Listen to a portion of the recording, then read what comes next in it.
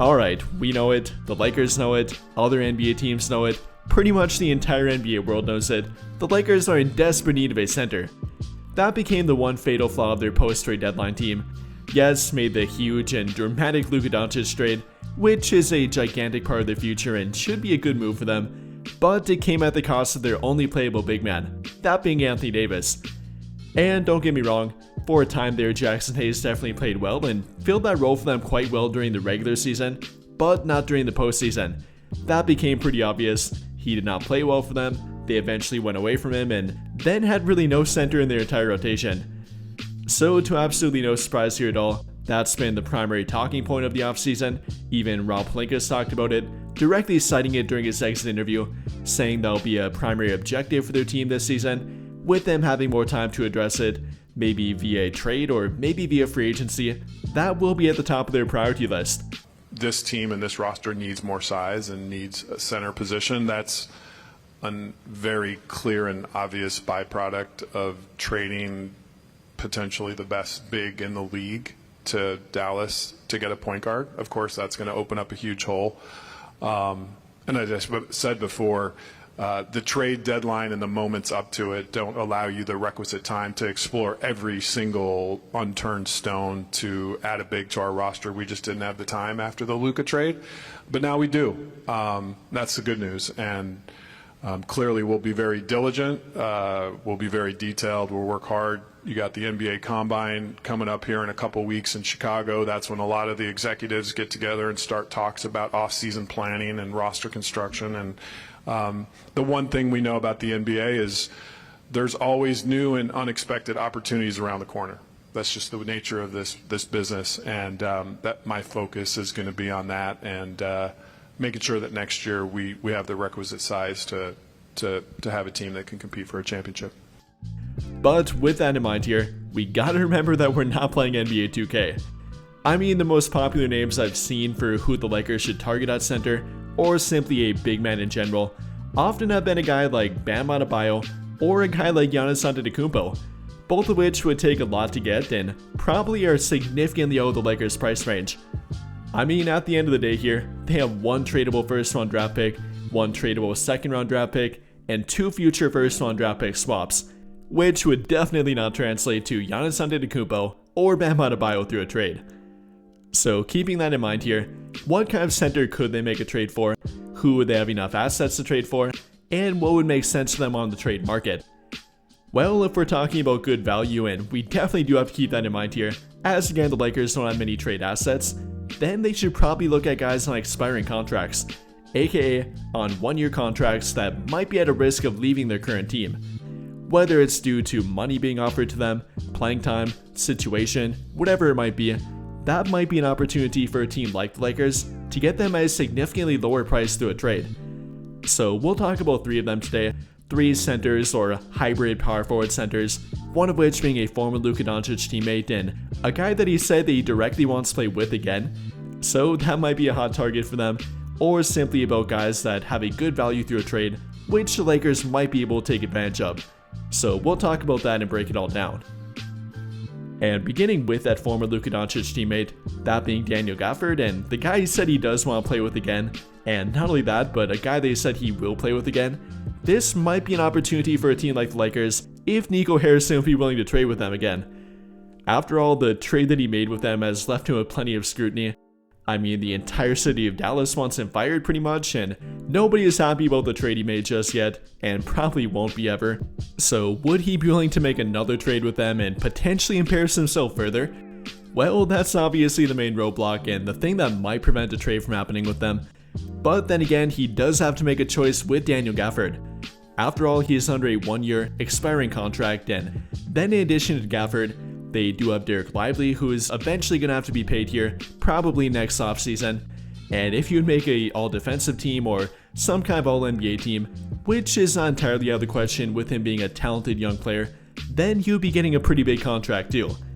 Then of course they obviously got Anthony Davis under a max contract and is securely with them for their future. So do they want to pay all three of Daniel Gafford, Derek Lively, and Anthony Davis, all of which would likely be getting above $15 million, if not even $20 million per year? they might not want to do that and might want to part ways with Daniel Gafford.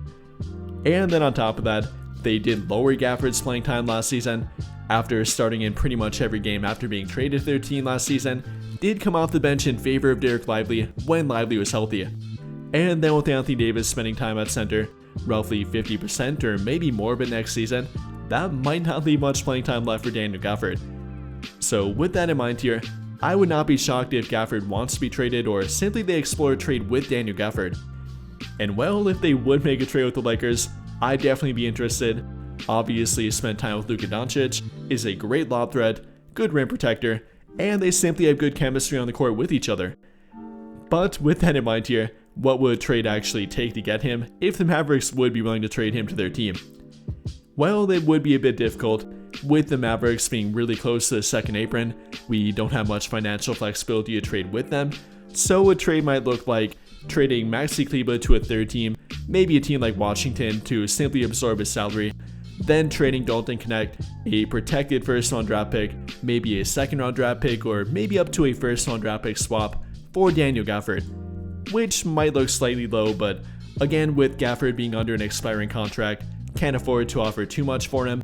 Yes, he could leave your team for nothing potentially after next season, or then on top of that, will be looking for a new contract, likely a pay increase, is only 26, so definitely will be looking to cash out here, probably his last big contract as a center, so there is plenty of risk with trading for him. Even with the proven fit between him and Luka Doncic, then the cost to get him, and then obviously trading with Dallas, who is not a particularly big fan of the Lakers right now. Definitely a lot of potential risk here, and not only in regard to Gafford, but simply while making a trade with them. Now, I would obviously love it and definitely would make this trade. I know Luka Doncic definitely would too, but I'm not sure it's incredibly likely, unfortunately. Between Nico Harrison and not wanting to further damage his reputation, which might be irreparable at this point, then simply trading with Dallas, what the Lakers have to offer them, and what it would take to get Gafford, maybe not the most incredibly likely trade, especially for the Lakers themselves, unfortunately again. However, while Daniel Gafford might be the best proven fit that might be on the open market, he's definitely not the only one on the open market. For example, another option could be a guy like Bobby Portis, yet another expiring contract big that's on a team that might be moving a different direction. After all, unfortunately, Damian Lillard did tear his Achilles. Giannis has been very open to potentially moving to a different team if Milwaukee can't surround him with talent, and they might be heading in the direction of a rebuild. And well, if that would be the case, then they probably would be looking to trade Bobby Portis. Now turned 30, which is not old but not fit for a rebuild, is only under a 1-year contract, likely would leave their team if they do enter a rebuild, so he probably would be on the open market. And if that would be the case here, I would definitely look into him if I'm the Lakers. No, he might not be a great lob threat, but pretty much everything else he would be a good fit for their team. Great rebounder for one, can play at both power forward or center, maybe not the best defender but not a liability on the court, and then offensively, a great scoring talent, both from an offensive rebounding standpoint, grabbing about 2 of them in only 25 minutes per game last season. Then even more impressive, a very good 3-point shooting big man.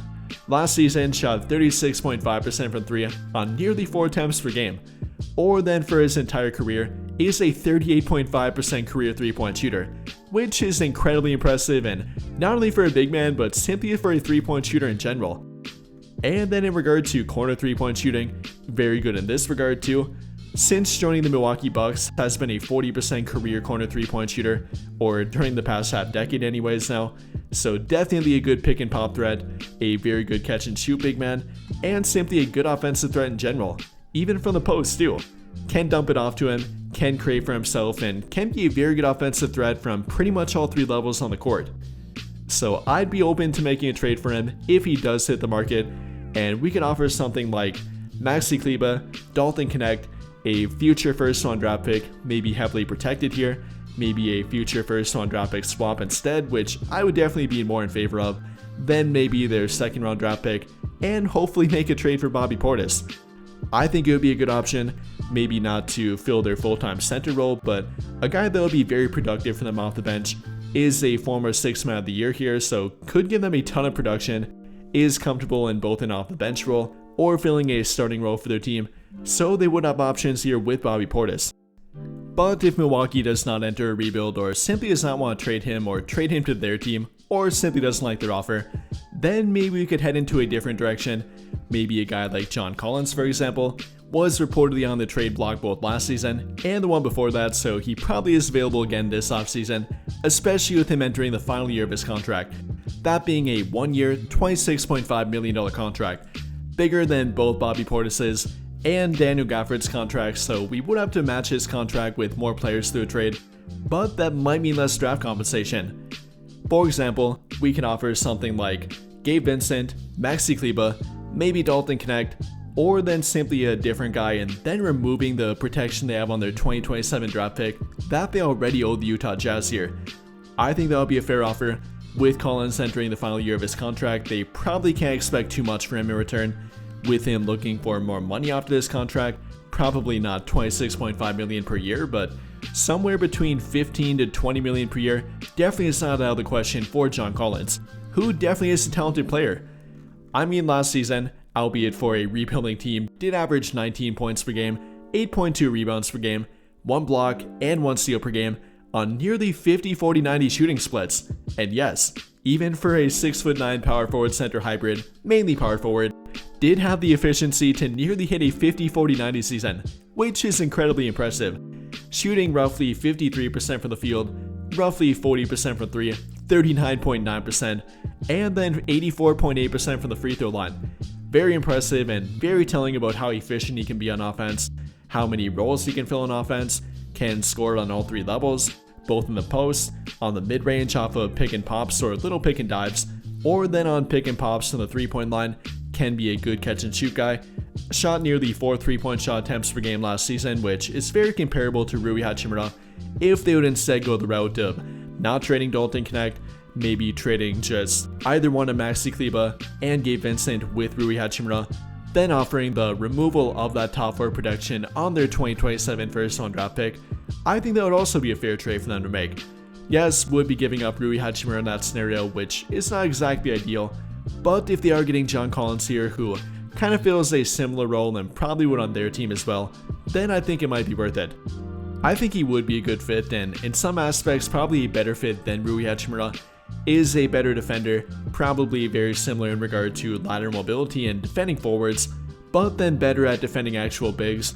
Not a center per se, but is a little bit bigger than Rui Hachimura, definitely more athletic, which does translate to being a better lob threat, a better dump-off guy around the rim, and a better finisher around the rim too. So between that, the better defense, also only being 27, so could be a relatively good fit for their long-term future, then I definitely would think about a trade for John Collins, especially if the price is good for him. And well, overall here, if I had to rank them, I probably would go Daniel Gafford number 1, albeit the least likely trade for them to make, simply from Nico Harrison and probably not wanting further embarrassment. Then for number 2, probably would go John Collins depending on price tag. Then number 3 would go Bobby Portis, and even for last in this scenario, that's a pretty good third option. But with all of that being said, what do you guys think?